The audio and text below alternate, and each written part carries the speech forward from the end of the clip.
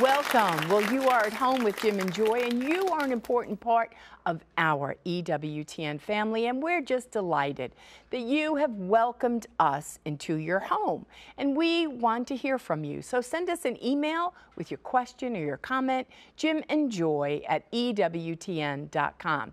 Well, today we yet bring to you another fabulous show. We have a brother Joseph Freyaldenhoven. Beautifully said. Blanca Perez, Luz Elena Lord, and they are with an unbelievable ministry, familiar to many of you, Journeys of Faith, Bob and Penny Lord's ministry that they birthed and took all over the world. Amen. And that you get to watch the reruns on EWTN, and they're going to give us some updates on the continued beautiful work as it goes on all that they're doing. So we're excited to have them on and to hear the great things that God is doing. From strength to strength. And we wanted to give a shout out about a movie that we heard about on Life on the Rock. Yes. I Can Only Imagine, by the Irwin brothers, who've put this together. And so we went to see the movie. We went on a date. We needed a date. It was wonderful. We needed a date. I Can Only Imagine is a song, and probably the most popular, most sold song, platinum, in the history of songdom or something, of right. Christian songs. I Can Only Imagine. If you haven't heard it, do search it out and listen to the song. And it's a song that shares about heaven and the glory of God and what will it be like. And so the movie was just fantastic because it got a great into, why was this song written?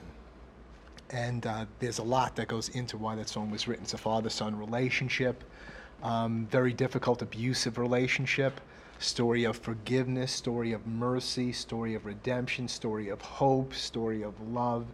Very, very moving, very worthwhile seeing. A lot of sniffling and crying going on. A lot of crying in the theater. And Dennis Quaid knocked it out of the park. He played and portrayed a monster. He looked like a monster. He was just mean as a snake, and you hated him for the man that he was, and then you love him for the man that he becomes. And it's just great. It's a great movie of redemption, of forgiveness, of healing, all the good things that life is about. And then we went out for dinner. It was late. We had a late movie and a late dinner. It was just fun. So we even held hands in the movie. It was fun. It'll be a great night out for you and for your family. But we're going to move on now to Journeys of Faith. We have part of the team here with us for this first show. We'll have another show on Friday. Yes. And so it's going to be a wonderful time. We'll be right back. Plenty more to come. Please don't go away.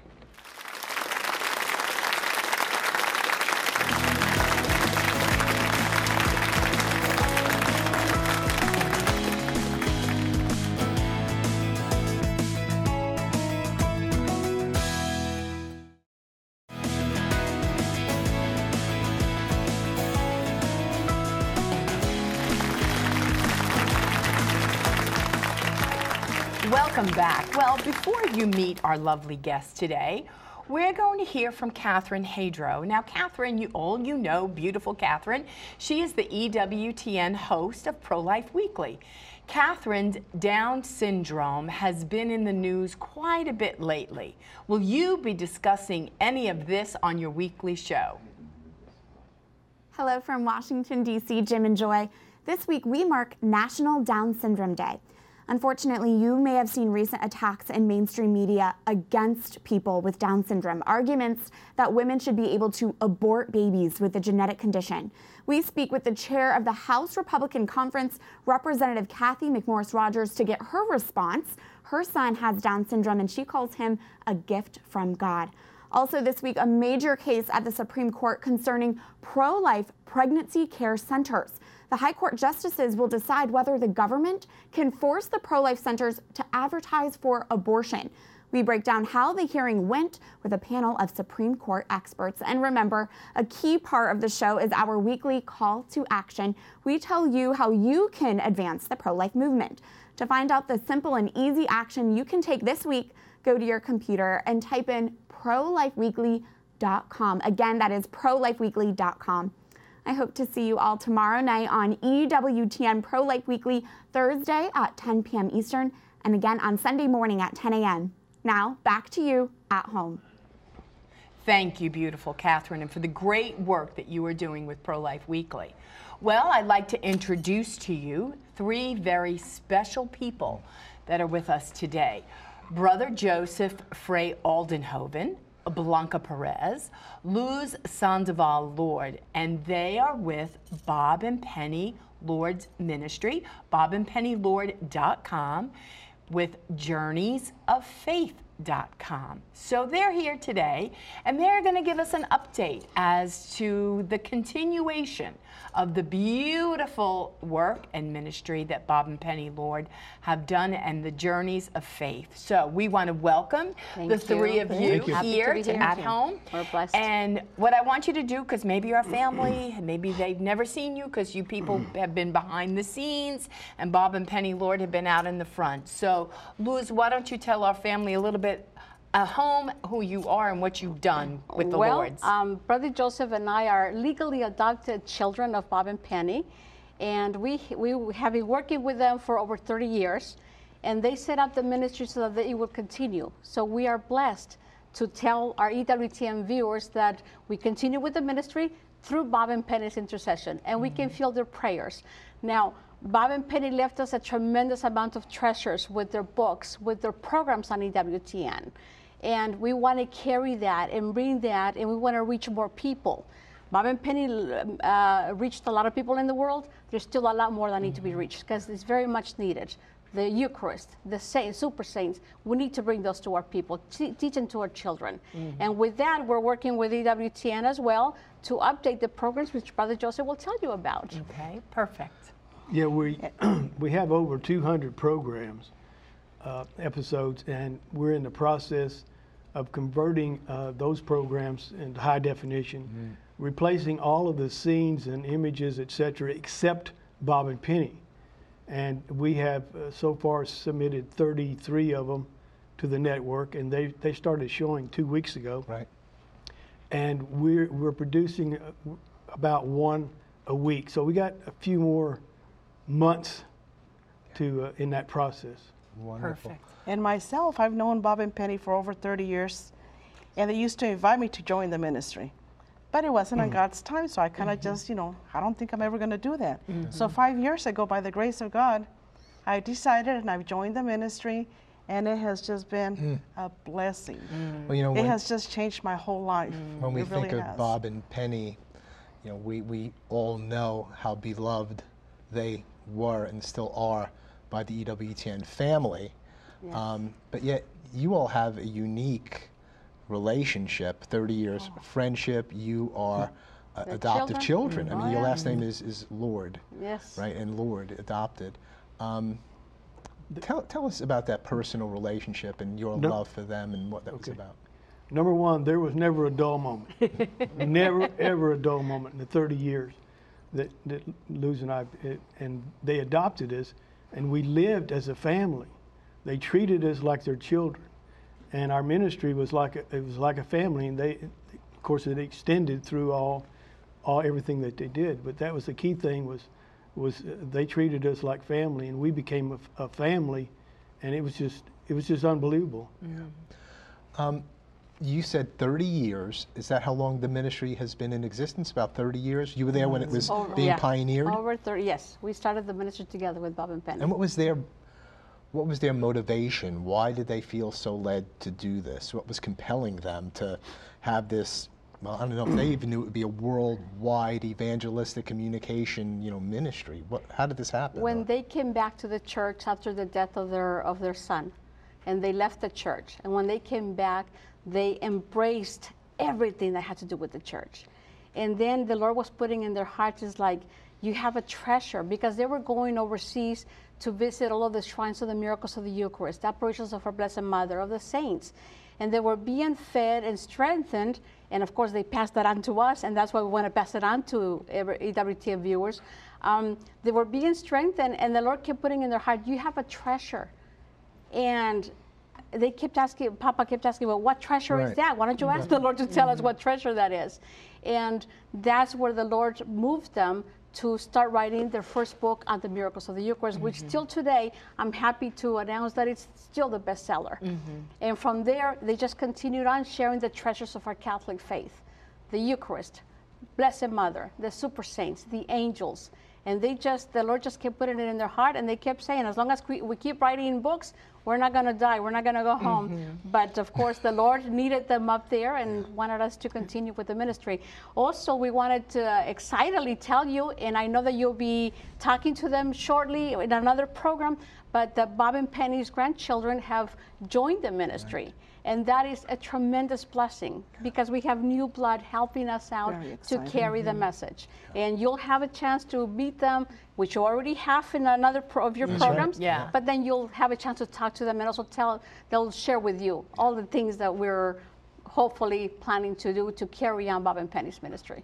Now, Luz, what was your role in Journeys of Faith? What did you do? Were you the pilgrimage lady? You made all that happen. What did you do? I'm a product of a pilgrimage. I met Bob and Penny on a pilgrimage. And when we separated from the pilgrimage, I thought I will never see them again. Well, they only lived half an hour from where I lived. And to me, that was, you might as well have told me, Bob and Penny live in the East Coast and I'm in the West Coast. Well, the Lord put us together. They kept saying, Luz, come and work for us. Come and work for us. And because I was a product of the pilgrimage, that's basically my strength in the ministry. I still run the pilgrimages, and I'm happy to invite all of you and announce that we have one coming up with Father Pascal from the missionaries to the shrines of Italy. And what better place to go to the Franciscan shrines with a Franciscan priest. So we love to have you all. If I call Yes. and I want to inquire about a pilgrimage, who do I speak to? Blanca? No, you would talk to Luz. You first. Talk to Luz, right. Yes. So I speak to you straight to the I pilgrimage. take all the other calls from all our viewers. But and you everything. actually take the pilgrimage I calls. actually take them with the priest, yes. Okay. But you know what? It is just amazing. By the grace of God, my faith has strengthened so much, and I'm just so excited and overjoyed being part of this ministry. Learning right now, I'm learning so much about all our super saints. And I used to think St. Francis is my favorite. But day by day, especially right now that we're updating all our programs or all our DVDs, you know, you hear about every single life of every single one of them, and you just can't but fall in love with each one of them. And I just wish our viewers could see what the lives were about and emulate every day what their lives were about, because we would be better people if we did that. But most importantly, what has changed for me is really getting to know the presence of our Lord in the Eucharist. If we would all just see how important that is and feel it, we would walk hand in hand by our Lord. So much more. Yeah, our Bishop Baker, he only said it once, but I quote it like, I don't know how many times, during the year of faith, we speak about the year of faith and so on, and you know, what do we want to do to strengthen our diocese, and maybe we want to do a show. And he just said, you know, Jim, if our people understood what a sacrament is, what the Holy Eucharist is, who the Eucharist is, they would never leave. Exactly. And that's the difficulty, is that we're all around, even partaking, and sometimes we just don't understand intimately. And then God opens up our heart and our mind, and once you know this is Him, the body, blood, soul, and divinity of our Lord, where else do we go, Lord? That's right. And that's why the miracles of the Eucharist was so important to Bob and Penny, because and some people will still call us, I never heard of those miracles. Well, it's a shame, because they're there for you to visit, and they're there for you to read about, to see the programs. But one instance that is really close to my heart is one of the custodians that we work with on one of the miracles of the Eucharist of Kasia. He says, you know, I have the miracle of the Eucharist right here next to me. But if I forget that it's there, I'll go and celebrate Mass routinely. And you know how that can be. Anything you do routinely is just not the same. He says, but when I remember that our Lord is there in the miracle of the Eucharist, I celebrate the Mass more reverent, with so much more love. And this is what Bob and Penny brought to us and brought to the world. So beautiful. You know? Brother Joseph, share with us a bit more fully, I call it a corpus or a body of information that the Lords have given to us and have left to us. Speak to us about about how many DVDs or books, and then you've got the retreat center, and you've got a number of components to this that. How much time we have? So much. So what is there? What could people find? Number one is they started writing books early on, and that was something we encouraged them to. You write the books, we'll take care of the day-to-day operation. I was trained engineer. I'm an engineer by training, and so when I joined, I started taking over the computers and getting the books ready for the book publisher. So they've written over 24 books, and 2 of them in Spanish. And over the years, we have produced over 200 episodes, programs that are showing here on EWTN. And those all of the books have also been converted into ebooks, digitally available online. You can just That's great. search. Because so often I want to. It has to be timely for me to read the book. Maybe I'm going to interview somebody, and I don't. You just get it. You can put it on your Nook and all those. So perfect. Ebook readers, and then also the retreat center is also there available, and we're going to get more involved in that part of it. And Luz has probably want to share more about the retreat center, but the technical end of it is what I took care of and take care of is all the digitization and the program generation. Would you go on the pilgrimages as well? I would go on the pilgrimages. What were you doing there? The camera.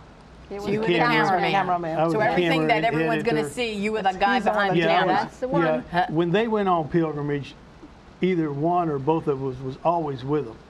And if I was on the pilgrimage, I'd be behind the camera.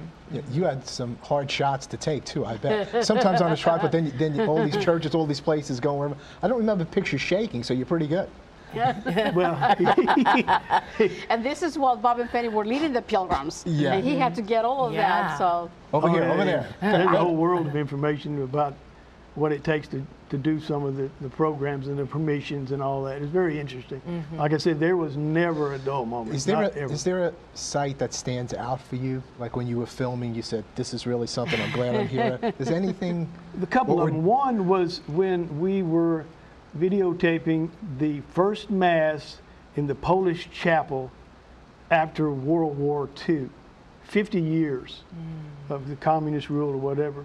And it was the first Mass, and the Archbishop, the Cardinal, wanted me up on the altar right behind him.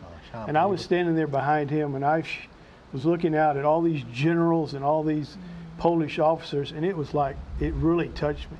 What a moment in history. yes. And the other one was St. Francis of Assisi was taping inside the upper chapel and in the crypt, and just taping those pictures and murals on the wall, the life of Francis. Yeah. It just really, each one, I was like Penny. Every time I went to another shrine, I get all excited. Yeah. The last one that you've been to, that's the one that's your your favorite. And as only they could do. I mean, they took you there. Like you were on that pilgrimage. If you were home and having a cup of coffee, you were like, they made it so real. And what I loved so much about them was how they communicated with each other. Right. He said something, she finished it. They were going with each other. It was like they shared a brain. They shared a spirit. Somebody, they were one. Somebody asked him one time, do you practice? Right. Yeah. No, we don't. No, they don't. They were for real. Right. Yeah, and the thing that was amazing about that is that you could do that sometimes when you're looking at each other, but they weren't seeing each other. They were side by side. It was like, how are they doing it? Yeah. Tell us a little, go ahead. But we want to tell the EWTN viewers that they can continue to count on Bob and Penny's programs. Yeah. Updated. We have their books, which is still very important to bring to our children, to bring to the world, to strengthen our own faith. As Blanca was saying, we're looking at seeing all the programs before we send them to EWTN. We're being regenerated again, fortified with those programs. So we want the people to know that they can come to.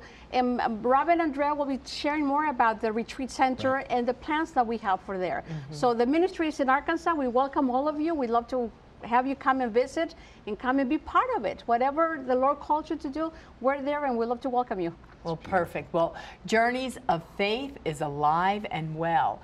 And on Friday, our next show, we'll have more, and we'll be sharing about Journeys of Faith. So stay tuned. Don't go away. Keep that channel on EWTN.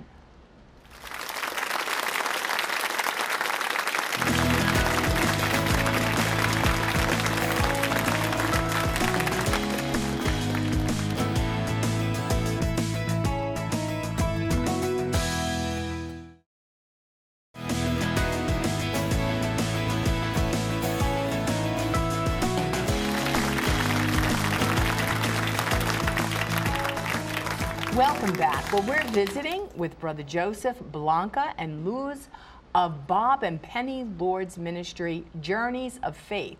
But before we continue our discussion, we're going to hear from Joan Lewis. Now, Joan, I understand the Pope has ordained new bishops this week. What do you have for us today? Well, greetings from Rome to everyone at home. Now, Monday, March the 19th, of course, was the Feast of St. Joseph.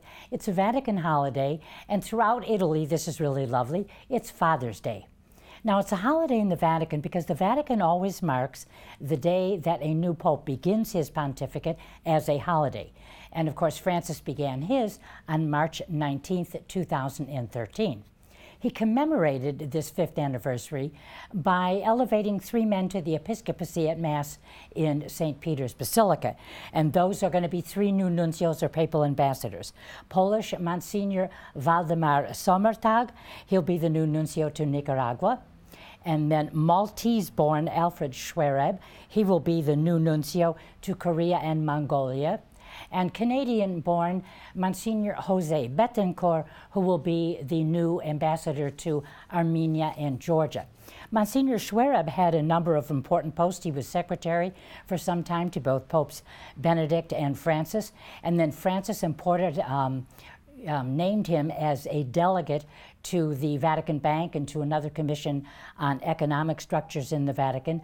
And then he named him Secretary General of the Secretariat for the Economy. Now, as to Monsignor Betancourt, it was in 2012 that Pope Benedict named him as the head of protocol in the Secretariat of State. And of course, that's obviously going to be something which will serve him very well. All these years he had contacts with all the embassies accredited to the Holy See. Now, almost everyone is in total agreement that the Holy See Diplomatic Corps is the oldest in the world and certainly one of the most respected. And almost without exception, Vatican diplomats, by the way, they have the rank of ambassador. They are formally trained in diplomacy and, very importantly, usually have several languages. So the 3 men just ordained on Monday will have very important, delicate missions in Latin America, Central America, and Asia and Central Europe. So we have to pray for them. That's it from here. Back to you at home. Every day we're praying for the Holy Father and those who surround him, the counsel that he gets. So thank you for that admonition. It's been wonderful to be together. We just have a couple of minutes left. But just from your own hearts, what else do you want to share about Journeys of Faith? I want to thank all of the EWTN viewers for all the support they have given to our ministry. I want to invite them to continue giving us their support, to remember Bob and Penny's books and DVDs are still available, to come with us on pilgrimage. We'd love to have you. We got one to the Holy Land and one with Father Pascal to Italy. So come and join us. And we are family, and we love you. Continue to support our ministry. Thank you. Thank you so much. Blanca? I just want to say thank you so much for inviting us. May God bless all of you. And I'm really excited. You have to look at our programs or our DVDs. They have new footage, and you're going to fall in love with them just as much as I have. So I invite you to please watch them on EWTN and go ahead and give me a call. Beautiful. Just ready to start. Brother Joseph. I just want to invite everyone to just come and see. Come and get your batteries recharged spiritually. And you can get all our contact information at bobandpennylord.com or journeysoffaith.com. Yeah. It's all there. Well, we've not been ourselves, so we look forward to coming at some point. I understand that the grounds are just beautiful. The retreat center is beautiful. And so thank you so much. Thank you for having us. From strength to strength, Journeys of Faith. Yes. Thank you. Thank you. Well, thank you, Brother Joseph, Blanca, and Luz for sharing with us today. Now, Friday, we're going to hear more about Bob and Penny Lord's Journey of Faith from their grandson and his wife, Rob and Andrea Zeminski. So you don't want to miss Friday's show. We're all getting used to our new time, Monday, Wednesday, and Friday at 1 o'clock Eastern. Thank you so much for inviting us and welcoming us into your home. Keep it on EWTN. Bye now.